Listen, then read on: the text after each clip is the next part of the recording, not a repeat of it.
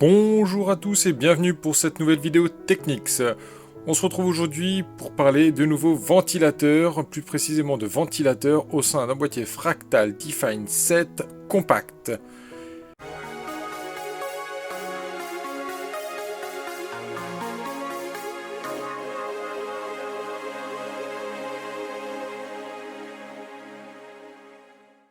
Il s'agissait pour moi de trouver le meilleur ventilateur possible pour remplacer les ventilateurs de façade du Fractal à l'origine.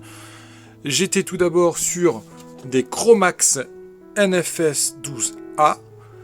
J'ai tenté de mettre des Chromax NFA 14 PWM, donc un diamètre légèrement plus important, avec une pression statique un peu plus forte et un débit d'air sensiblement équivalent.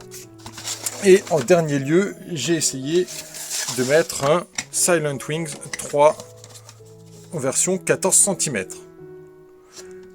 Alors le résultat est très intéressant parce qu'on s'aperçoit qu'avec les trois, on arrive à avoir un volume sonore sensiblement équivalent, un débit d'air sensiblement équivalent aussi. Alors soyons précis, le NFS 12A aura un flux d'air beaucoup plus précis, beaucoup plus directionnel que les versions 14 cm que je viens de vous montrer. En revanche, là où il y aura une différence très conséquente, c'est sur les bruits parasites. Alors, les deux modèles qui se trouvent ici sont des modèles de qualité, il n'y a aucun doute là-dessus. Quand je les pose en dehors du boîtier, quand je les tiens à la main, on obtient un son propre, un souffle régulier et homogène. En revanche, dès que je les installe dans la tour, tout de suite, on obtient un vrombissement légèrement aigu, un peu désagréable et surtout qui s'ajoute au bruit de souffle. C'est un peu gênant. Alors j'ai fait les tests. Je les ai bien attachés, ça n'a rien changé. Je les ai mis devant, ça a légèrement changé la perturbation sonore. Et ce que j'ai déduit tout simplement, c'est que c'était dû à l'espace qui se trouve ici. Vous voyez, lorsqu'on fixe un 14 cm, il va d'ici jusque là, c'est-à-dire qu'il y a ces deux petites lignes, ici et ici, de part et d'autre du ventilateur, qui ont tendance à gêner le flux. Alors c'est un boîtier bien sûr prévu pour recevoir des 14 cm, mais dans les faits, l'architecture même du boîtier ne permet pas de mettre des 14 cm sereinement.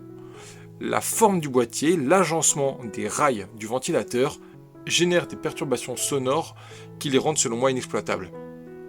Au final, je vais de nouveau rester sur mes NFS 12A qui me donnent satisfaction, avec toujours l'idée d'attendre pour la partie arrière du boîtier un 12X25 en version Chromax qui n'est pas encore sorti.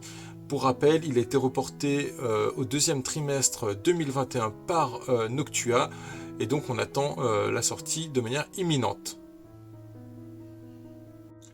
Ce qui est en cause ici, ce ne sont pas les ventilateurs, mais les spécifications des boîtiers, qui stipulent une compatibilité avec des ventilateurs de 14 cm, mais qui, parfois, présentent des protubérances, des excroissances ou des rails adaptés à des ventilateurs de 12 cm, lesquels gênent le flux d'air et génèrent ainsi un flux d'air obstrué, parasité et donc des qualités acoustiques médiocres.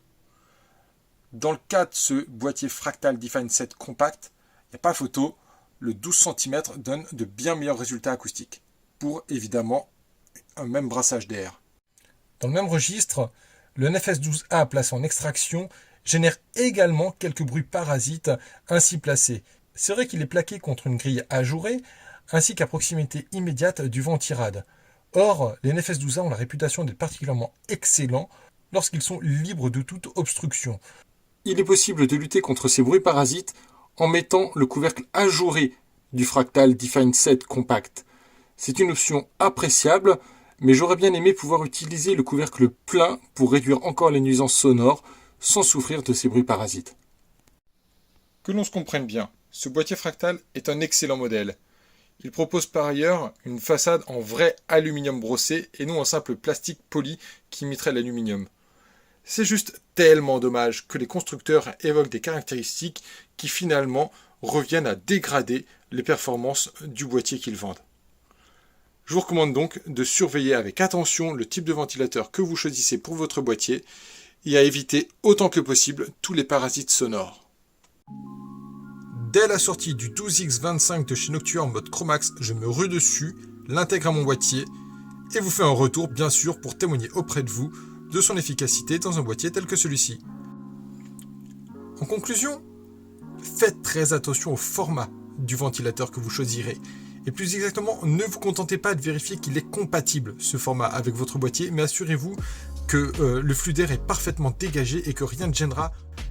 Dites-moi en commentaire si vous avez trouvé une solution pour contourner ces problèmes d'obstruction, sachant qu'il existait autrefois des bras articulés sur lesquels on fixait les ventilateurs. Zalman avait autrefois sorti un ventirad de ce type, c'était plutôt novateur, mais je crois que c'est tombé en désuétude. N'hésitez pas à indiquer dans vos commentaires ce que vous en pensez, et je vous dis à bientôt sur Technics pour une nouvelle vidéo.